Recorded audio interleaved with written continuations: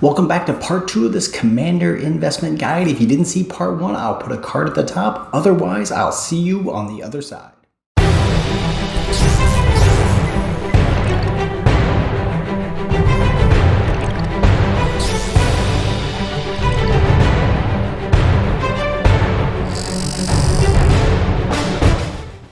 What's up everybody, Psych out here with another Rise of Kingdoms video, and this is part 2 of our Commander investment guide. I'll put a card at the top with a link to part 1 if you want to see which commanders you should be investing in the early game, that is pre-season of Conquest in Rise of Kingdoms. If you want to know about which commanders to invest in once you reach the season of Conquest, then this is the video for you. Stick around here and you'll find out all about it. So look, without further ado, let's get right into it.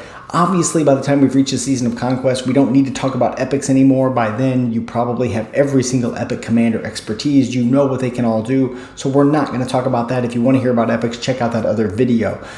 For legendary commanders, so that's what we're looking at here. We're looking at legendary commanders once we've reached the season of Conquest.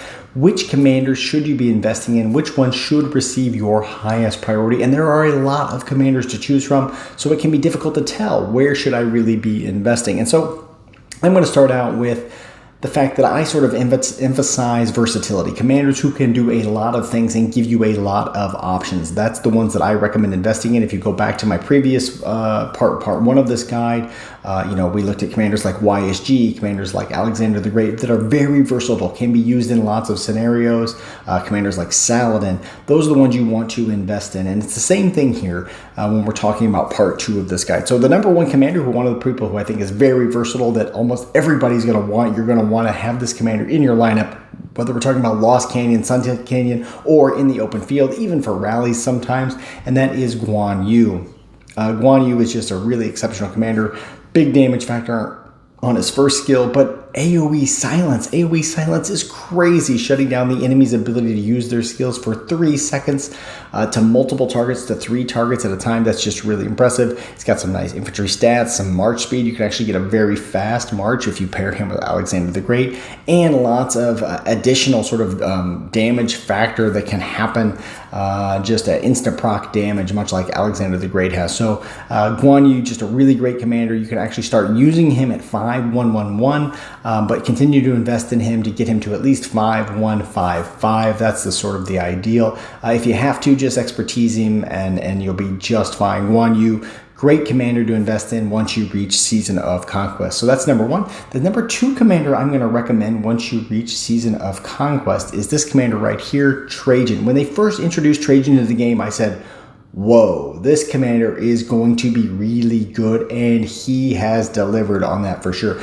So the first thing we have here is his first skill. It doesn't look very impressive, not a lot of direct damage factor, and he takes extra damage. He starts taking extra, well, first of all, he gives extra damage to extra skill damage, right, to the enemy. So a nearby allied troops, rather, deal extra skill damage for 3 seconds. So that's really good. But he also gives rage. He also increases rage, 40 rage per second for 3 seconds. It's 120 rage for all of your nearby marches. For your murder ball, it gets a lot of extra rage, does a lot of extra skill damage. That's really good. If you've Trajan's skill goes off first, all of your other marches are going to be doing a lot of extra skill damage. But he does take this extra damage. And I think that's what made a lot of people cautious. Wait a minute, he's taking all this extra damage. But that gets offset here by his 4th skill, where he starts stacking up defense. While he's on the map, he starts stacking up defense over time. The other thing that he gives you is he gives you more troops, which is always good. He has this thing when he has multiple unit types, 3 different unit types, he actually increases the damage that a specific target takes. So he really debuffs another target even more. Does a little extra direct damage that's kind of helpful, but then he also gives defense and health to all units, whatever units he has when he's, health when he's outside of Alliance territory. So really, really good commander. That's my number 2 recommendation for investing in him. You're going to want to expertise Trajan. Once he's expertised, you can actually use him at like 5-5-5-1. I think he's actually not bad, but really I think you just want to go ahead and expertise him for that little extra damage factor and the extra rage. You get an extra, instead of 40 rage, you get 50 rage, so it's 150 rage over the next 3 seconds. I just think you want to go ahead and expertise Trajan. That's my number 2 pick for once you enter the Season of Conquest. So number 3, I kind of have a tie here, and the answer is William that's one option. You can take William to 5-5-5-1. He's a really good commander, does a lot of damage. Pair him with that Saladin. If you go back to my previous guide, Saladin is a great primary. William is an excellent secondary. The real thing here he's got is this skill here. First of all, he gives some defense bonus whenever he hits something with his active skill, right? His active skill is Hidden Bloodline here, which actually does a lot of damage. There's a lot of damage factor on that. He also gives some nice stats, I believe, here. Yeah, some very good stats. And he gives some extra damage, extra attack and extra damage bonuses here, which are actually really good. But this is the one that everybody loves. He increases the rage for 3 seconds. For nearby allied troops when you hit additional enemies, when you hit more than one target. He does have AoE damage, so Saladin Williams are a really good pair. So that's part one of this. The other one you could invest in, and the one that I've invested in, is XY. I think XY is also really good. You can actually start using him at 5-5-1-1. He's got a big AoE. That's one of the things that's nice about him. He's got AoE, a big fan area, big damage factor on that, but most importantly, probably that 30% defense reduction for those targets for 3 seconds. And then, you're going to want him to get to 5-5-1-1 because those are some really good stats there. This is for ralliers only. This is actually pretty good if you level that up as well, reducing the amount of rage. That's the other thing about him, is he only has 900 rage, and when you max his 4th skill, it's down to 850 rage. That's all it takes to fire off his skill. So he's firing off skills like crazy. If you pair him with William, which you can do, you will be a massive target on the field, but you will do a ton of damage in a short amount of time. XY Williams does crazy amount of damage. In Canyon, you're definitely going to want to use XY and William if you've invested in both of them, but you don't have to invest in both of them. For this guide, I recommend that you either go for one, or you can go for both if you really want to, but I certainly recommend you go for one. For right now, you might want to hold off on going for both. Cavalry Commanders are coming next, and I have a feeling that we're going to get at least one Cavalry Commander who's going to pair really nicely with either XY or William, making this work out really well, where there can be 2 really solid Cav marches involving XY, William, Saladin, and one other new Cav commander. So hold off on that. Of course, if you get him expertise, there's a lot of extra skill damage that you get here, so that's really valuable as well. So go ahead and expertise him if you can afford it. So that's my number 3 choice, is either William or XY or both of them. Number 4 in the Season of Conquest, my 4th recommendation, is Artemisia. And I don't even have Artemisia unlocked.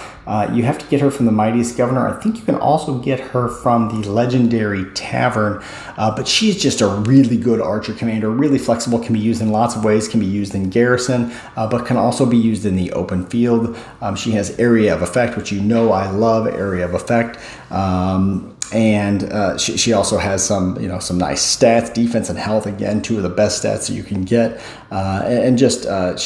She has this way of silencing herself, but when she does that, she increases her damage for 5 seconds, which is crazy, because then when the skill cycle fires off again, it's just really, really good. So a lot of people use Artemisia as the primary, and then you can use somebody else as a secondary. I mentioned Tamiris in the previous video. She's a great primary commander for Tamiris. You can go Artemisia Tamiris. You can also go Artemisia Manitore, but I haven't really talked about a Manitore yet, and I'll come back to her in a little bit. The number 5 recommendation I have for people entering the Season of Conquest, the 5th Legendary Commander, I would say you should definitely invest in if you can, and that is Nebuchadnezzar. Where is my Nebu? Actually, I don't have him either, now that I think about it. I will be getting him, but I don't have him yet. Where's Nebu? But Nebuchadnezzar is another archer commander, and how can I not find him? There he is. Does AoE, so this is a big deal. He's a really fan shape, 5-target AoE, really good in the open field. He also is very good for archer rallies. Again, flexibility is one of the key criteria here, I think, about which commanders to invest in. So AoE, some nice stats for archers, defense, march speed. This is actually just for rallying or rally kinds of skills. But he also does increased, he actually reduces the target's rage, which is really good. He's like better than a silent trial at reducing a target's rage, and he deals extra damage. And so, anyway, he's just a really excellent commander for the open field, for rallies, whatever you want to do. You pair him with your YSG, which again, if you go back to the first video, that's one of the commanders I recommended investing in. So you go Nebuchadnezzar with YSG, Artemisia with Tamiris. You've got 2 really, really good archer marches that you can use in the Season of Conquest. So Those are the 5 that I really sort of strongly recommend that everybody go after in the Season of Conquest. Now, there are some specialty cases, and some people will say, well, what about this commander? What about that commander? Well, let me list a few of those specialty cases. If you are a garrison person, right? If you say, oh, my job is to do garrison, and that's what I do. Well, then I think you really have to invest in YSS, this commander right here. Just a really excellent secondary in almost any garrison you can do. You can do Jadwiga with YSS. You can do Zenobia with YSS if you're in infantry, and you can do Artemisia or even a Manatore with YSS if you want to. Although Artemisia and Manatore are actually a special case that really go well together. But YSS is a great secondary in a lot of situations, city rallies or flag rallies, alliance fortress rallies. YSS is a great garrison captain, so that's probably, if you're a garrison leader, then I think definitely investing in YSS is the way to go. In terms of other garrison commanders to invest in, again, if you're a garrison leader, you probably should also think about getting Zenobia. Her value's gone down a little bit recently. She was like this broken garrison captain for a long time, but now with some archers, with Gilgamesh coming on the scene, her value's gone down quite a bit, but she still is very good. She's probably still the best infantry garrison with Zenobia and YSS. So again, if you're a garrison leader, then Zenobia is probably one you want to invest in. Same thing for Jadwiga. Her value, I think, has gone up. She's actually very good garrison, cavalry garrison. For a long time, cavalry really didn't have a garrison option, although Saladin turns out to have not been that bad. Jadwiga is a very good garrison captain. She gets a bunch of stats while she's a garrison captain. And has a whole bunch of things, skill reduction, extra damage to archers. So she's just really good at dealing with these archer rallies from Gilgamesh or Ramses or Nebu or whatever it is that's coming in. So if you're a garrison captain, Jadwiga is another way to go as well. And finally, if you're a garrison captain, I also recommend that you invest in a Manatore. She's also just a really good garrison captain. I mentioned earlier Artemisia. Artemisia and Manatore is a really good garrison pair, in part because I think it's, yes, right here is her expertise. And again, you have to expertise a Manatore to really get the value out of her. So it's a big investment for these garrison captains. But she's immune to silence. And remember, Artemisia silences herself and then increases damage for 5 seconds. Well, it turns out that what happens is Artemisia, quote unquote, silences herself, but it doesn't actually silence her. So she actually gets that 5 seconds of damage bonus, but without the silence penalty. That's really crazy. She reduces rage of targets for 2 seconds, or by 100. I mean, she's just really, really good. You can actually use a Manatore in the open field. Again, with Artemisia and Manatores have actually an excellent open field march. I don't think Manatore quite has the flexibility, I would say, that Artemisia does. So that's why I don't have a Manatore in my top list of investments. I have her as more of a specialty investment, but if you are a garrison captain, a Manatore is one that you will want to invest in. Okay, so now switching over to rallies. If you're a rally captain, what kind of commander should you invest in? Well, here's another one that, again, you can use Gilgamesh in the open field, but I think his real value is in rallies. This is leading archer rallies. He's one of the latest commanders to come in. He has an effect, I forget where it is here, that reduces, first of all, he reduces the target's health, which is actually really good, but he also has this effect where the target, yeah, I think this is it here. Yeah, this is the one where anytime a target heals, so again, Zenobia, which does a lot of healing, when it heals, it actually takes extra skill damage, extra direct damage factor. So he's kind of the one who was brought into the game to put Zenobia back down a peg or two from a garrison standpoint. So if you're rallying a Gilgamesh with Nebu or Nebu Gilgamesh, something like that, even Ramses Gilgamesh, those kinds of pairs are really good right now in Season of Conquest, and Gilgamesh will be one you'll want to invest in. On that same note, if you are a rally leader and you're using infantry, then you're going to be wanting to look at the current infantry meta rally, which is Pakal, paired with Herald. So Pakal, I'll come to Herald in a second, offers a lot of tankiness. He has some shielding, which is really good. Tons of counterattack damage. When he gets swarmed or surrounded, like that, he takes less damage, which is kind of crazy. And then he deals a ton of counterattack damage back out as well. I think maybe it's on this one here. Yeah, so when you expertise Pakal, he's just crazy, and especially when you pair him with Herald, who also does a lot of counterattack damage. Again, this is a pretty rally-specific combo. Pakal plus Herald, I think, is just really, really good. And if you're a rally leader and you do infantry, this is the pair to invest in. He does a lot of damage. So Pakal's got some tankiness. Herald does a lot of damage. Harold also has a skill that actually decreases his defense, which makes him less tanky and really just all attack and less tankiness. But Pakal actually has a skill that reduces that, eliminates that effect completely. So he doesn't take these defense debuffs that he gives himself. So that pair is really a match made in heaven. Pakal, primary, Harold, secondary, rally. They can't swarm you because the counterattack damage is crazy. So again, if you're a rally leader, Pakal, Harold, that's the way you want to go. Finally, the last commander that you might think about investing in if you are a rally leader is Chandragupta. People do use him on the field. They use him with XY. I actually don't think it's that great of a pair, XY Chandra. It's a great pair for rallies. He has some, he does a fair amount of damage actually with when you combine his first skill with these last skills. I think he also offers health, which is nice for XY. And taking some reduced damage as well. Yeah, so there's some of the health stats. He also reduces the health and defense of the enemy as well. So that's pretty valuable. He does a lot of buffing and debuffing that XY could really use. And so it's an okay combo. It is the meta rally for cavalry. So XYC is the way to go for cavalry rallies. But again, I really only think he's worth investing in if you are a rally leader. I don't think I would invest in him just to use him in the open field or anything like that. So those are the sort of specialty cases of rallies and garrisons. I have a few other specialty cases. If you say, psych out, I'm really just an infantry player. I only want to play infantry. I don't want to play with any other units. I want to have at least 3 infantry marches on the field in Season of Conquest. In that case, I would say, okay, for you, it's all right to invest in commanders like Leonidas and Harold. So let me pull Leo up here. We've already talked a little bit about Harold. Leonidas, I see him as a specialty commander because he really only has one pair. He just goes with Guan. It's actually a big problem for Leo because it actually becomes a big problem for Alex because a lot of people pair Guan with Alex in the Season of Conquest. Guan Alex is a very common pair. But Leo is really designed to go with Guan. He offers some shielding that helps with Guan's expertise. He increases the rage gain. And I've done some math on this showing that it basically means Guan's going to fire early all the time, which is really good because Guan has that 3-second silence. So when you combine those two together, it's just really powerful. He also gives a health bonus, gives Guan a lot of tankiness. And when he gets low, he gets really tanky and does a lot of damage.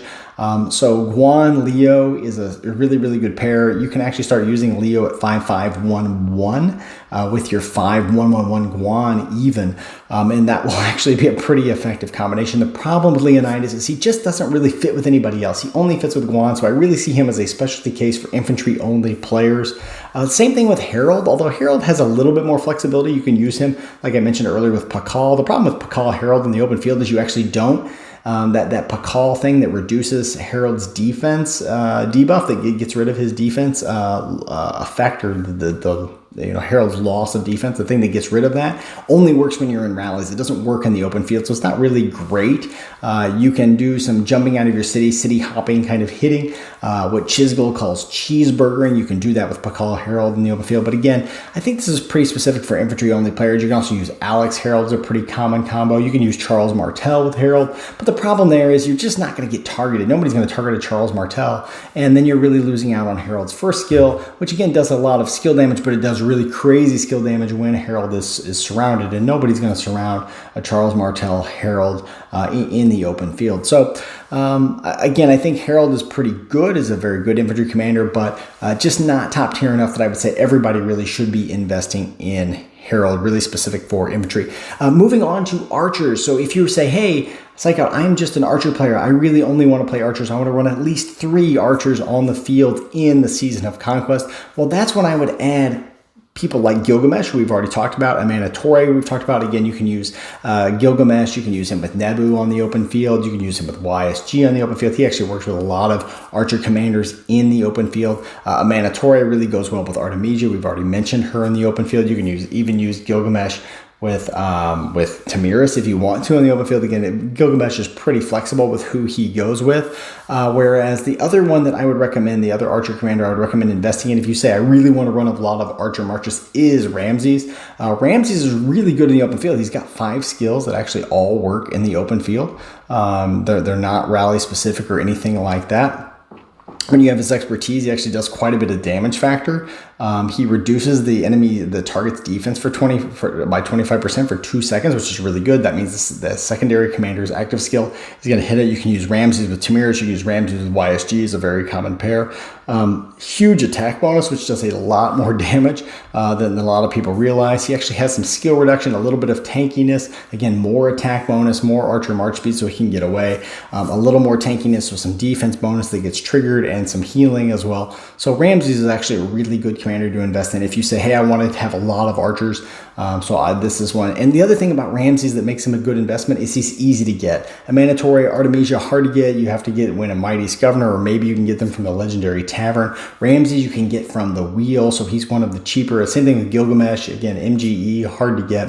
Gilgamesh, I think you can spin the wheel on Gilgamesh. Correct me on that. So you can spin the wheel for Gilgamesh, but Ramses is one of those. You can spin the wheel and use him in the open field. Lots of flexibility, lots of options to use Ramses. So if you're Archer Gang, then maybe you would want to go for Ramses, Gilgamesh, Mandatory, those kind of commanders as well. Now, if you are a Cav player, if you say, look, I just play Cavs. I want to have at least 3 Cav marches on the field. Well, first of all, that's going to be tough to do. The Cav commanders right now aren't that great. We've got Cav commanders we think coming up in the next month or two, so maybe that will fix some of these issues with Cav commanders. We've already mentioned XY. We've already mentioned William, both of whom I think are excellent investments. We've already mentioned Saladin. The problem is you've got like Khan, and again, I don't recommend investing in Khan, Double C, Minamoto. They just aren't usable in the season of Conquest. So that leaves you with people like Chandragupta, which, again, I mentioned, I think he's really only good for rallies. You can use him in the open field, but I think rally is really his thing.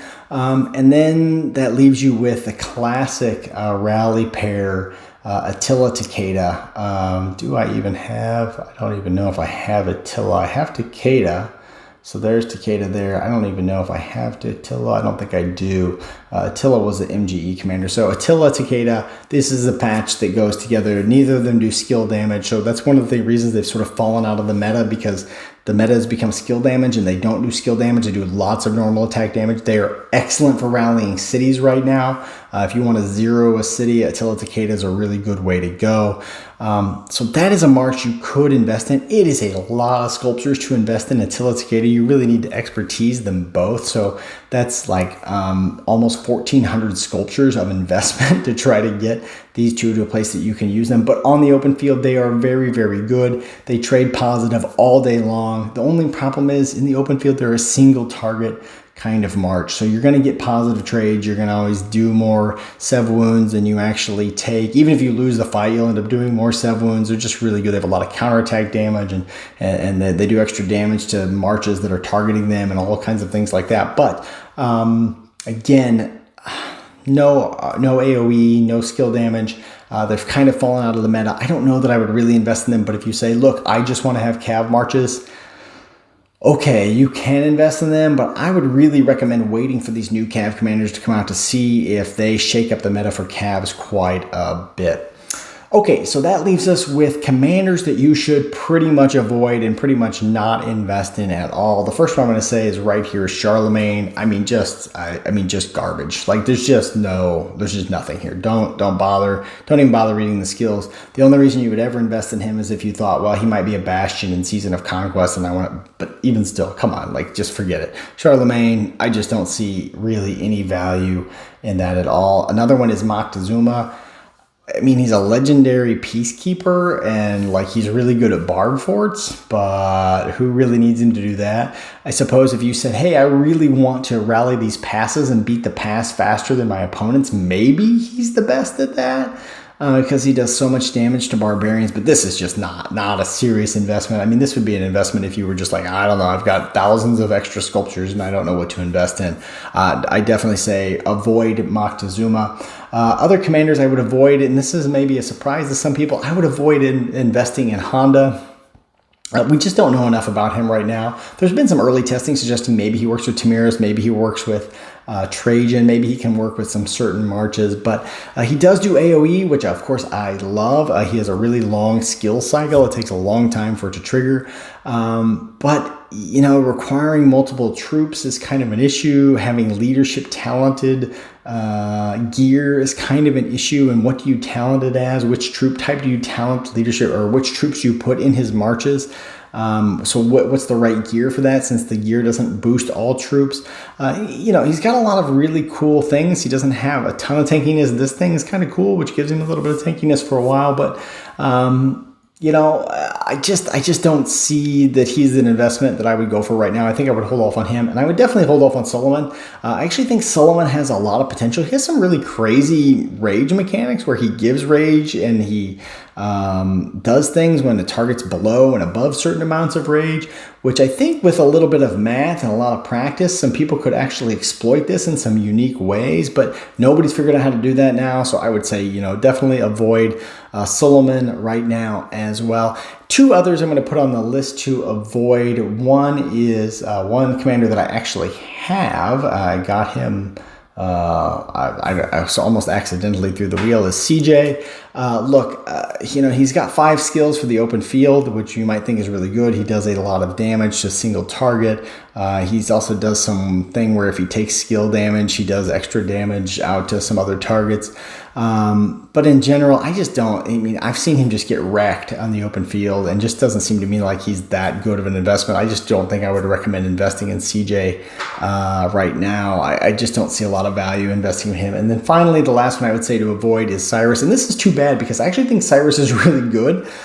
He's got 5 skills that work in the open field. Single target mainly. He does do a little bit of AoE on certain things that trigger. He's got a whole bunch of other little skills that trigger where he can gain rage and do some other really cool things, reducing skill damage and things like that. So I think there's a lot of really cool things that Cyrus does, and I really like Cyrus. The problem is there are so many good archer commanders once you reach the season of Conquest that he just ends up kind of like falling on the side, like, well, I don't know what to do with Cyrus. He can pair with tons of people. He has lots of flexibility, but when you're looking at Artemisian and Manatori and Ramses and Nebuchadnezzar and YSG, you just have and even Gilgamesh, you just have a hard time finding, where do I put Cyrus? How do I get Cyrus on the field to get a lot of value? And so for that reason, I don't recommend investing in him right now either.